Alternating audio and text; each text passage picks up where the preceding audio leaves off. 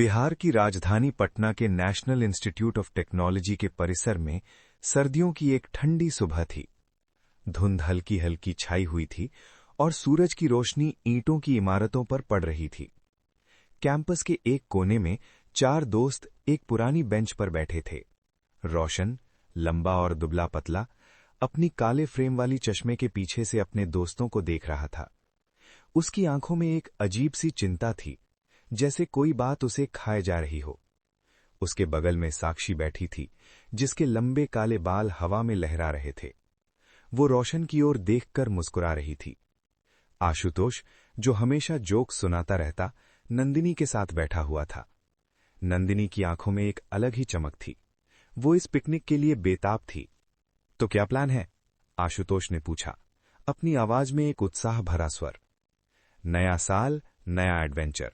राजगीर में कैंपिंग करेंगे। वहां का झील वाला इलाका बहुत शांत होता है। हां, सही कहा, नंदिनी बोली। उसकी आवाज में एक बच्चे जैसी खुशी थी। मैंने सुना है वहां रात में आग जलाकर बैठने का मजा ही कुछ और है। रोशन चुपचाप सुन रहा था। वो जानता था कि राजगीर का वो झील के पास का जंगल का इलाका, उसके दादा ने कई बार उसे उस जगह के बारे में चेतावनी दी थी, लेकिन वो अपने दोस्तों के उत्साह को तोड़ना नहीं चाहता था। साक्षी ने रोशन का हाथ थामा। क्या बात है, तुम चुप क्यों हो? रोशन ने एक गहरी सांस ली। कुछ नहीं, बस सोच रहा था। आशुतोष हंसा। अरे यार, तुम हमेशा की तरह ओवरथिंक कर रहे हो। चलो तैयारी करते हैं, 2 दिन बाद निकलते हैं। सभी सहमत हो गए। रोशन ने भी हां में सिर हिला दिया, लेकिन उसकी आंखों में डर साफ झलक रहा था। 2 दिन बाद सुबह के 7 बजे थे। चारों दोस्त एक पुरानी कार में सामान लादकर राजगीर के लिए निकल पड़े। आशुतोष ड्राइविंग कर रहा था और नंदिनी उसके बगल में गाने लगा रही थी। रोशन और साक्षी पीछे की सीट पर बैठे थे। बाहर का मौसम खुशनुमा था। हल्की धूप, ठंडी हवा और सड़क के किनारे हरे भरे खेत। तुम्हारे दादाजी का घर राजगीर में ही है ना? साक्षी ने रोशन से पूछा। रोशन ने सिर हिलाया। हाँ, लेकिन हम वहां नहीं रुकेंगे, सीधे झील पर जाएंगे। आशुतोष ने रियरव्यू मिरर में रोशन की ओर देखा। तुम आजकल की तरह नहीं लग रहे, सब ठीक तो है? हाँ, बस थोड़ा थकान है। लेकिन रोशन का दिमाग उस जंगल में था। वो जानता था कि कहानियां सिर्फ कहानियां नहीं होती, कुछ सच्चाई उनमें छुपी होती है। 3 घंटे की ड्राइव के बाद वे राजगीर पहुंच गए। झील का इलाका बिल्कुल वैसा ही था जैसा उन्होंने सोचा था। सुंदर, शांत, लेकिन आज यहां बहुत भीड़ थी। नए साल के जश्न में लोग पिकनिक मनाने आए हुए थे। हर जगह परिवार, युवा समूह और टूरिस्ट घूम रहे थे। अरे नहीं, नंदिनी ने निराश स्वर में कहा, यहां तो जगह ही नहीं है। आशुतोष ने आसपास देखा। चलो कुछ और ढूंढते हैं। रोशन ने दूर एक घने जंगल की ओर इशारा किया, जो झील के पूर्वी किनारे पर था। वो देखो, वो जंगल है। वो जंगल बिल्कुल अलग दिख रहा था। ऊंचे ऊंचे पेड़, घनी झाड़ियां और एक अजीब सी खामोशी। ऐसा लग रहा था जैसे वो जगह बाकी दुनिया से अलग थी। चलो वहीं चलते हैं, आशुतोष बोला। वहां शांति रहेगी। रोशन का दिल तेजी से धड़कने लगा। नहीं, वहां मत जाओ। सबने रोशन की ओर देखा। साक्षी ने पूछा, क्यों, क्या हुआ? रोशन ने गले से आवाज निकाली। इस जंगल को लेकर कहानियां हैं। लोग कहते हैं कि यहां एक मोहिनी नाम की आत्मा रहती है। वो किसी का भी रूप ले सकती है, लोगों को अपने वश में कर सकती है। इस जंगल में जाने वाले लोग वापस नहीं आते। एक पल की खामोशी के बाद आशुतोष जोर से हंसा। अरे यार, तुम्हें ये सब अभी भी यकीन है? हम पढ़े लिखे लोग हैं, ये सब अंधविश्वास है। नंदिनी ने भी हंसते हुए कहा, हाँ रोशन, ये सब बस किस्से हैं। साक्षी ने रोशन का हाथ थामा। चिंता मत करो, हम सब साथ हैं। रोशन ने देखा कि कोई उसकी बात नहीं सुन रहा। वो चुपचाप उनके पीछे चलने लगा, लेकिन उसके कदम भारी थे।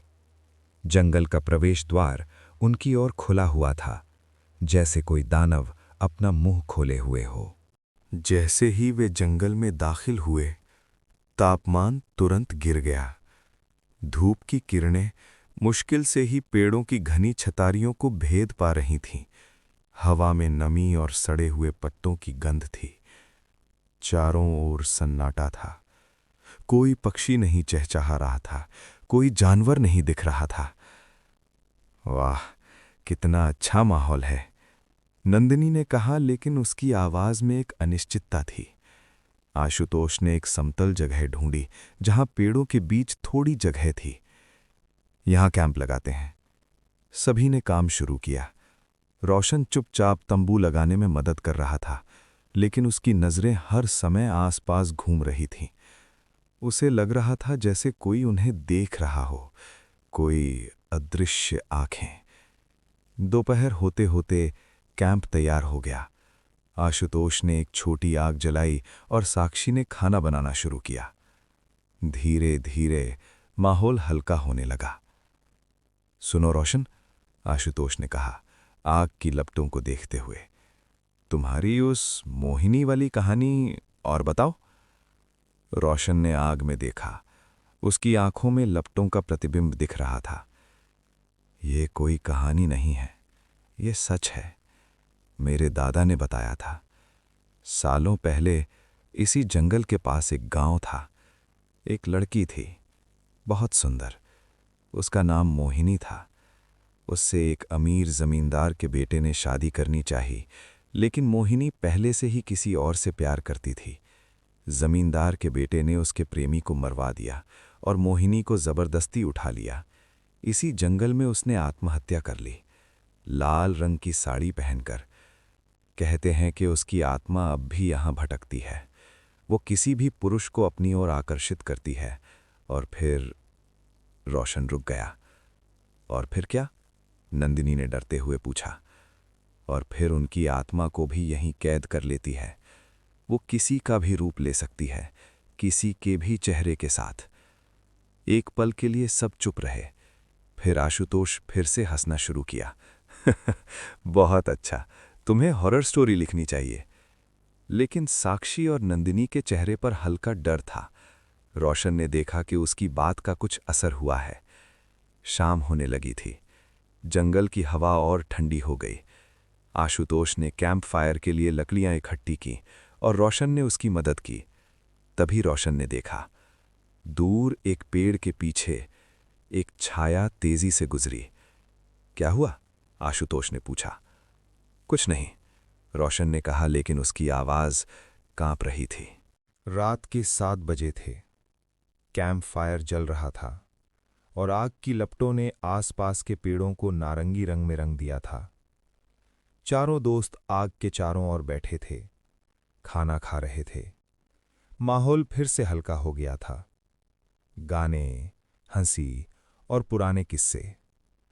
आशुतोष ने एक चुटकुला सुनाया और सब हंस पड़े। लेकिन रोशन की हंसी बनावटी थी। वो बार बार अंधेरे में देख रहा था। तुम्हें शौच जाना है? आशुतोष ने पूछा, रोशन की बेचैनी देखकर। हाँ, थोड़ी दूर जाता हूं। रोशन कैंप से दूर गया, एक पेड़ के पीछे। जब वो वापस लौट रहा था तो उसे एक आवाज सुनाई दी, पायल की खनक, बहुत हल्की लेकिन साफ। वो रुक गया। आवाज दाईं ओर से आ रही थी। उसने देखा, दूर पेड़ों के बीच एक सफेद साड़ी पहने एक औरत खड़ी थी। उसके चेहरे पर बाल पड़े हुए थे। रोशन की सांस रुक गई। वो तेजी से कैंप की ओर भागा। क्या हुआ? साक्षी ने पूछा, रोशन का हाथ पकड़ते हुए। कुछ नहीं, बस कुछ नहीं। लेकिन रोशन का चेहरा पीला पड़ गया था। रात के 9 बजे थे। आशुतोष ने कहा, मुझे भी जाना है। वो कैंप से दूर गया, एक पेड़ के पीछे। जैसे ही वो अपना काम निपटा रहा था, उसे पायल की खनक सुनाई दी, पहले से ज्यादा साफ। फिर चूड़ियों की आवाज, टन टन टन। आशुतोष ने सिर उठाया। दूर लाल रंग की साड़ी में एक औरत खड़ी थी। उसके काले बाल हवा में लहरा रहे थे और चेहरा बहुत सुंदर था। आंखें बड़ी बड़ी, होठों पर एक मंद मुस्कान। वो आशुतोष की ओर देख रही थी। आशुतोष का दिल तेजी से धड़कने लगा। वो आगे बढ़ा, धीरे धीरे। औरत ने हाथ हिलाया, जैसे बुला रही हो। तुम कौन हो? आशुतोष ने पूछा, लेकिन आवाज बिल्कुल धीमी निकली। औरत ने जवाब नहीं दिया, बस मुस्कुराती रही। आशुतोष और करीब गया, और करीब। अब वो उसे साफ देख सकता था। वो सचमुच बहुत सुंदर थी। तभी पीछे से रोशन की आवाज आई, आशुतोष, कहाँ हो? आशुतोष ने पीछे मुड़कर देखा और फिर उस औरत की ओर, लेकिन वो गायब हो चुकी थी। जहां वो खड़ी थी, वहां सिर्फ अंधेरा था। आशुतोष वापस कैंप आया। मैंने देखा, एक औरत। सबकी आंखें चौंधिया गईं। कहाँ? नंदिनी ने पूछा। वहीं, पेड़ों के बीच, लाल साड़ी में। बहुत सुंदर थी। रोशन का चेहरा सफेद पड़ गया। तुम्हें वहां नहीं जाना चाहिए था। अरे छोड़ो यार। आशुतोष हंसा, लेकिन उसकी हंसी में डर था। शायद कोई स्थानीय लड़की थी, लेकिन रोशन जानता था, वो मोहिनी थी। रात के 10 बज चुके थे। कैंप फायर की आग धीरे धीरे मद्धम पड़ रही थी। सभी थक चुके थे। चलो सोते हैं, साक्षी ने कहा, एक जम्हाई लेते हुए। चारों अपने अपने टेंट में चले गए। रोशन और साक्षी एक टेंट में, आशुतोष और नंदिनी दूसरे में। रात गहराती गई। जंगल की आवाजें तेज होने लगीं। पत्तों की सरसराहट, दूर से भेड़ियों की आवाज और कभी-कभी कोई अजीब सी चीख। रात के 12 बजे नंदिनी की आंख खुल गई। उसे नींद नहीं आ रही थी। आशुतोष गहरी नींद में सो रहा था। तभी उसे आवाज सुनाई दी, पायल की खनक। Ton ton ton. नंदिनी ने कान लगाए। आवाज बाहर से आ रही थी। वो धीरे से टेंट से बाहर निकली। बाहर ठंड थी और चांदनी से जंगल हल्का नीला दिख रहा था। फिर वही आवाज, चूड़ियों की खनक।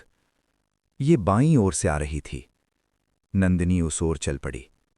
उसका दिल तेजी से धड़क रहा था, लेकिन एक अजीब सी खिंचाव था, जैसे कोई उसे बुला रहा हो।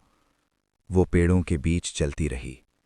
आवाज और साफ होती जा रही थी। तभी उसने देखा, लाल साड़ी में एक औरत पीठ किए हुए दूर खड़ी थी। हेलो, नंदिनी ने पुकारा। औरत ने मुड़कर देखा। उसका चेहरा बिल्कुल नंदिनी जैसा था। वही आंखें, वही नाक, वही होंठ, लेकिन आंखों में एक अजीब सी चमक थी। नंदिनी स्तब्ध रह गई। तुम कौन हो? मैं तुम हूं, औरत ने कहा। आवाज बिल्कुल नंदिनी जैसी। आओ, मेरे पास आओ। नंदिनी का शरीर सुन्न हो गया। वो आगे बढ़ी, धीरे धीरे, औरत की ओर। जब वो करीब पहुंची, तो औरत ने मुस्कुराया, लेकिन अब उसका चेहरा बदल गया था।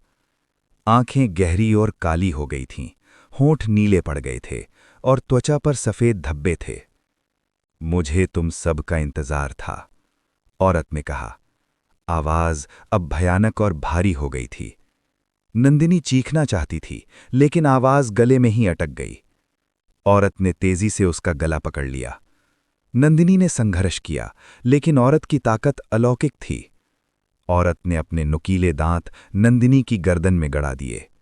गर्म खून बहने लगा। नंदिनी की आंखें चौड़ी हो गईं और फिर धीरे धीरे बंद। उसका शरीर निर्जीव होकर जमीन पर गिर पड़ा। मोहिनी ने नंदिनी के शरीर के ऊपर खड़े होकर देखा। फिर वो धीरे धीरे झुकी और उसने नंदिनी का रूप धारण कर लिया। बिल्कुल वैसा ही चेहरा, वैसे ही कपड़े, वैसी ही आवाज। वो मुस्कुराई और कैंप की ओर चल पड़ी। दोस्तों, अगर आपको ये वीडियो अच्छी लगी तो पार्ट 2 के लिए लाइक और सब्सक्राइब करें और कमेंट में पार्ट 2 जरूर लिखें। इस वीडियो को बहुत मेहनत और दिल से बनाया है और आपके सपोर्ट से हम हर अगली कहानी को और भी बेहतर और रोमांचक बनाएंगे। आगे आने वाले हर एपिसोड में आपको और शानदार अनुभव देने की पूरी कोशिश रहेगी। धन्यवाद। मिलते हैं अगले एपिसोड में।